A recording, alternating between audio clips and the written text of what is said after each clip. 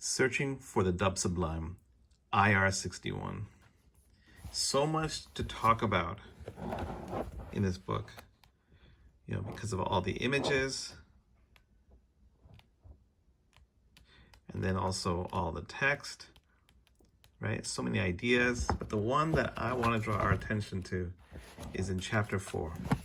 It's a chapter titled Dub Sublime.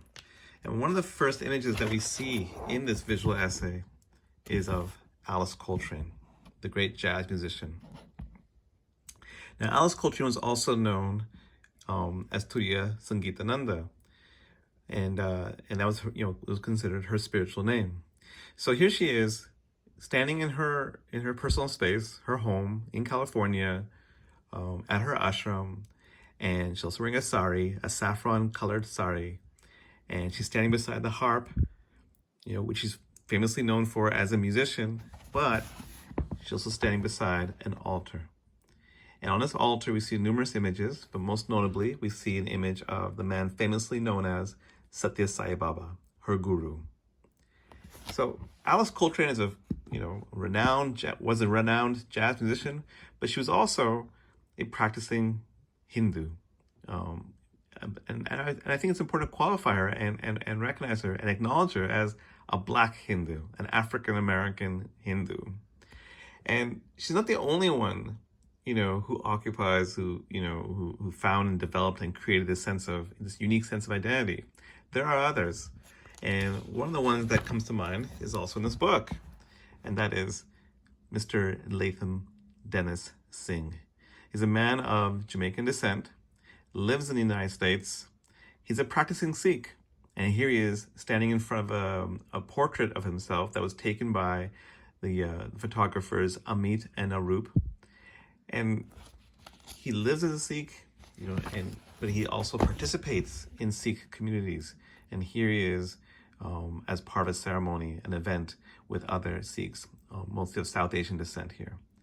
Now, on one level, I'm not entirely surprised by these types of cases because, when we talk about North America, we talk about it as a land of immigrants, a multicultural society where, people from different faiths, different backgrounds, different, countries, they all come to immigrate here. I'm saying this is how many of us talk about North America, right? This place where the world comes, and people from different places meet each other and adopt each other's, traditions and customs and so on and so forth. So on one level, yeah, okay, that makes sense in North America. But then we see an image like this one here. We have 3 men. They are all Sikhs. They're Black, but they're not African-American. They're African. They're from Nairobi, Kenya. And they call themselves Kala Singhas. Kala means black in Hindi, Punjabi, and other South Asian languages. And Singh refers back to the idea of Sikh identity. So we have 3 Kala Singhas here from Nairobi, Kenya. We also have this man whose name I don't have, but as you can see, he wears the turban. He also has the beard. He has also the kara. So he's practicing all these different aspects of the Sikh faith. And he's chopping vegetables because he's working in the langar, the traditional open kitchen of Sikh gurdwaras, of Sikh temples. And then we also have this image, right, which for me is a few pages earlier, but it kind of captures the beauty of it all. Because we have a Kala Singha, we have a Sikh of South Asian descent, and they're standing together, and they're friends. This is a portrait of outer-nationalist friendship, and it's taken outside a Gurdwara in Nairobi, Kenya, the Makindu Gurdwara. This is Jaswant Singh, and this is Boaz Oyoyo. So we have outer-national friendship between a South Asian Sikh and a Kala Singha Sikh. How does this all happen? You might ask, how does this all happen? And I have only one thing to say.